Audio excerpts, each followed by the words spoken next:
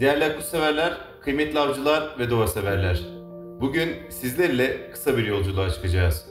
Akkuş Silah Sanayi'nde bir av tüfeğinin nasıl ve nedenle uzun, ayrıca ne kadar ustalık ve emek gerektirerek üretildiğini göstereceğiz. Bizler Akkus ailesi olarak Türkiye'nin en özel çifte ve süperpoze av tüfeklerini üretiyoruz. Her biri ayrı bir sanat eseri olan, modeline göre üretimi bitmesi 6 aya kadar sürebilen, Akkus'u Akkus yapan bazı ince detayları ve bu tüfekleri kısaca nasıl bir araya getirdiğimizi sizinle de paylaşmak istedik. Üretilen her bir tüfek fabrikamızda geçirdiği süre boyunca yalnızca alanında uzman ve tecrübeli ustaların ellerinden geçer ve ustaların yoğun emekleriyle son halini alır. Sipariş aldıktan sonra yüksek teknolojiye sahip talaşlı imalat alanında namlu ve başlık bileşenlerinin üretimini yapıyoruz.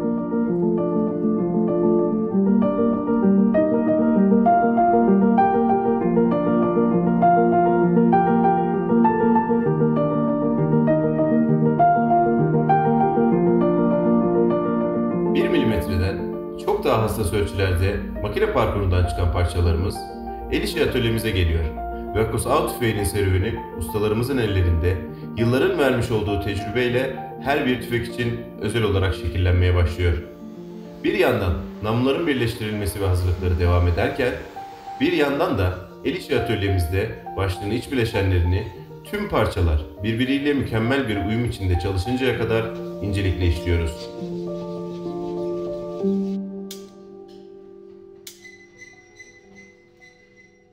Tüfeklerimizin sadece mekanik olarak iyi çalışmasını yeterli görmüyoruz. Aynı zamanda tüfeğin içerisinde bulunan mekanizma parçalarını bile tesviye ediyoruz. Çünkü Akkus olarak detaylara ve mükemmelliğe inanıyoruz.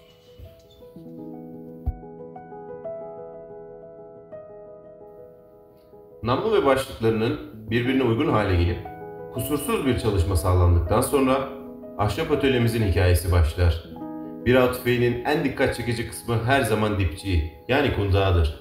Bu yüzden tüm işlemlerden önce ve belki de en keyifli anlardan birisi olan dünyaca meşhur Türk cevizlerini üreteceğimiz tüfeğe ve sahibinin istekleri doğrultusunda seçmek için işe koyuluyoruz.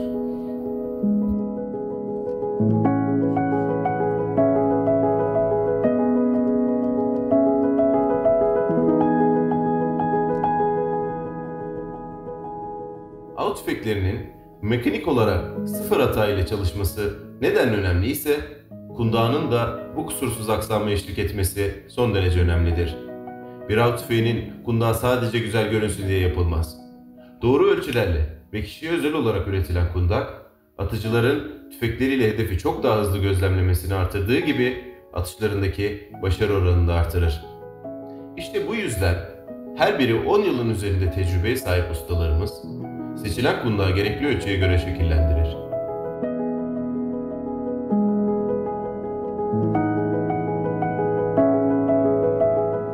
En doğru ölçülere göre üretilen ceviz ağacına kavramayı kolaylaştırmak ve bunu yaparken de görüntüsünü mükemmelleştirmek için çizgileri çizilir.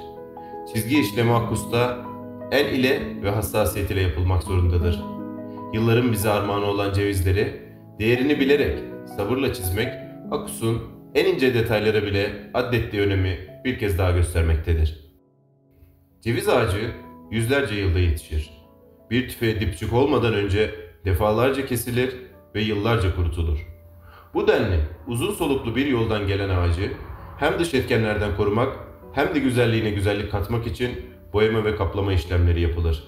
Her bir kundak defalarca hem de defalarca kat be kat boyanır. Günler süren, tamamı el işiyle hazır edilen kundak artık montaja gitmeye hazırdır.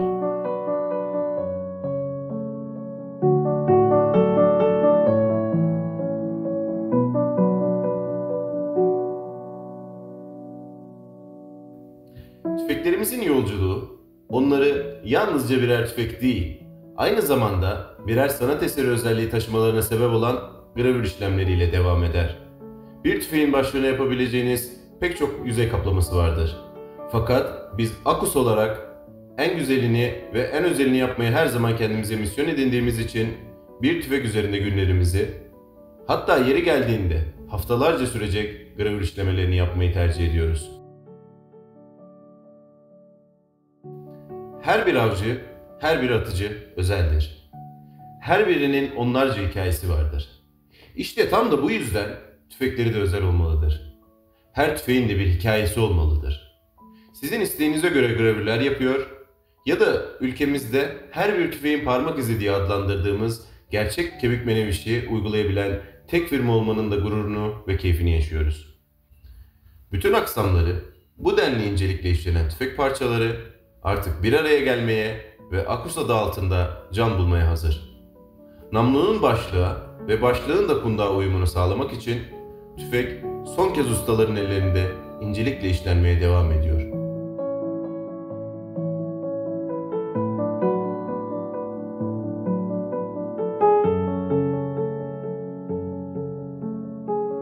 Ustalarımızın yaptıkları her dokunuş tüfeği mükemmelliğe bir adım daha yaklaştırıyor.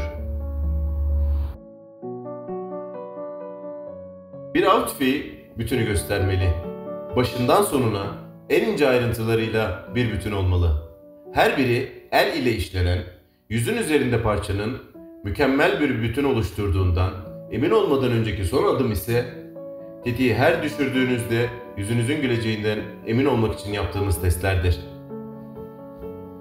Montaj hattında ustalardan onay alan tüfekler yüksek basınçlı fişeklerle test ediliyor. Üretilen av tüfeklerinin ilk defa barut ve saçma ile buluştuğu istasyon bu istasyon. Bir tüfeğin sadece ateş edebiliyor olmasına bakmıyoruz. Her bir tüfeğin atılabilecek en hafif fişekten en ağır fişeklere kadar tamamına sorunsuz ve güvenli bir şekilde cevap verdiğinden emin oluyoruz. Bir tüfeğin sadece atıyor, ateş ediyor olması bizim için yetersiz bir kriterdir. Bu yüzden tüm silahlarımızı test istasyonuna alıyor, tüm mekanik testlerden geçmiş silahımızı grupman atışlarına tabi tutuyoruz. Grupman atışları dikkat ve uzmanlık gerektiren bir alan.